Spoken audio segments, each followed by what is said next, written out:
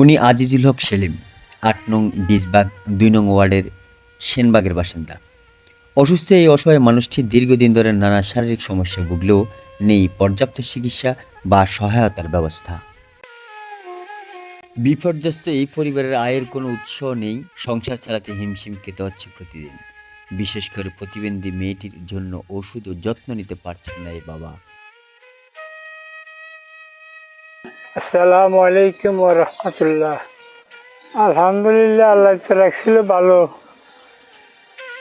এখন আমি মনে করেন আজকে 9 মাস 10 মাসের মতন অসুখে ভুগতেছি।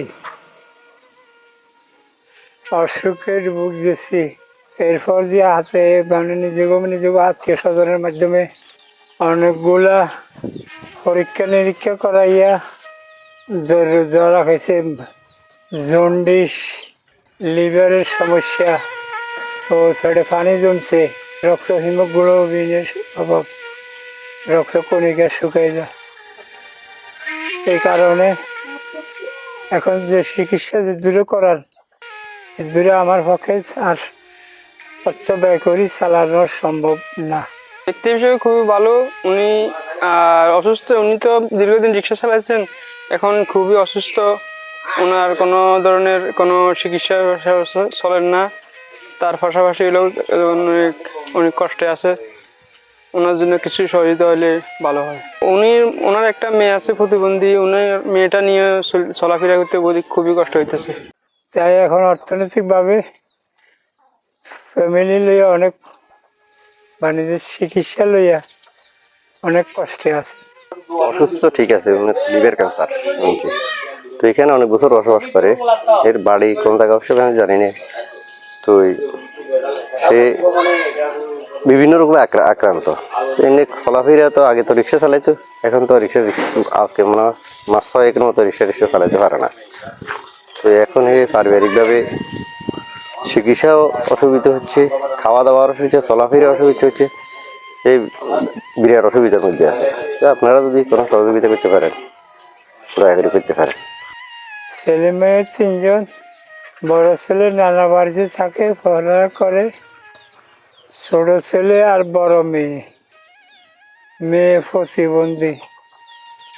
ওর জন্য অনেক চেষ্টা করছি, বা নাহলে নিয়মিত চেষ্টা ওষুধ করার জন্য সে সামর্থ্য নাই। প্রতিবন্ধী চিকিৎসা করতেও অনেক ঢাকায় এদিকে জোরাজোরি করতে আইও, সেটা আমার সামর্থ্যে আর ছিল না। আসলে ওই যে সেলিম ভাই, উনি আমাদের এদিকের লোক না। ওনার বাড়ি হলো যে বীজবাগে। উনি আমাদের এদিকে বাসা ভাড়া করে থাকতেছে আজকে প্রায় 1 যুগের মতো দূরে। তো আমরা দেখতেছি উনি অটো সংসার চালাইতেছে। ওনার 1 মেয়ে 2 ছেলে। তো মেয়েটা শারীরিক প্রতিবন্ধী, জন্মগতভাবে প্রতিবন্ধী।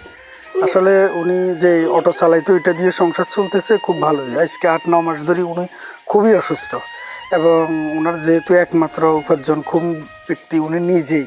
এখন উনি যদি অসুস্থ হয়ে যায় তাহলে তো আসলে আর সংসার চালানোর মতো কোনো উপায় থাকে না। তার ভিতরে যদি ছেলেমেয়েরা যদি কেউ যদি একটু যদি হইতো, কাজ করার মতো হইতো বা কিছু কাজ করতো তাইলে হইতো। বড় মেয়েটা প্রতিবন্ধী হওয়ার কারণে সংসারটা আগ থেকেই ঋণী। 20-22 বছর হয়েছে। এখন এতদিন আমার স্বামীও চালাচ্ছে। আমার বড় মেয়েটাও অসুস্থ, একটা মেয়ে হয়েছে, ও প্রতিবন্ধী। আমার স্বামীও আজকে 1 বছর অসুস্থ হয়ে গেছে। ঢাকার নিচে অনেক চিকিৎসা করাইছি, কোনো হইতেছে না। অনেক চিকিৎসার জন্য, টাকার জন্য আর চিকিৎসা করাইতে পারতেছি না। অনেক দিচ্ছে, খারাপ রোগের দিকে গেছে, ওনার ক্যান্সারের দিকে গেছে, উনি বিভিন্ন খারাপ রোগের দিকে গেছে। এখন কিছু আর করতে পারতেছি না। মেয়ে লই, সংসার লই অনেক কষ্টতে আছি। দীর্ঘদিন ধরে অসুস্থ হয়ে কর্মক্ষমতা হারিয়েছেন তার পরিবারের একমাত্র মেয়ে, যিনি শারীরিকভাবে প্রতিবন্ধী। বাবার অসুস্থতা আর মেয়ের বিশেষ যত্ন, দুইজনের চিকিৎসা ও দৈনন্দিন খরচ বহন করা একেবারেই অসম্ভব হয়ে পড়েছে এই দরিদ্র পরিবারের জন্য। প্রতিদিনের খাবার জোগাড় করাই এখন তাদের জন্য কঠিন হয়ে গেছে। এমন অসহায় পরিবারের পাশে দাঁড়াতে এগিয়ে আসুন। আপনাদের সামান্য সাহায্যও তাদের জন্য বাঁচার স্বপ্ন হয়ে উঠতে পারে। সাহায্য পাঠানোর ঠিকানা কমেন্ট বক্স ও স্ক্রিনে দেওয়া থাকবে। আপনারা আপনাদের যার সামর্থ্য অনুযায়ী এই অসহায় পরিবারের পাশে দাঁড়ানোর অনুরোধ করছি। আসসালামু আলাইকুম ওয়া রাহমাতুল্লাহ।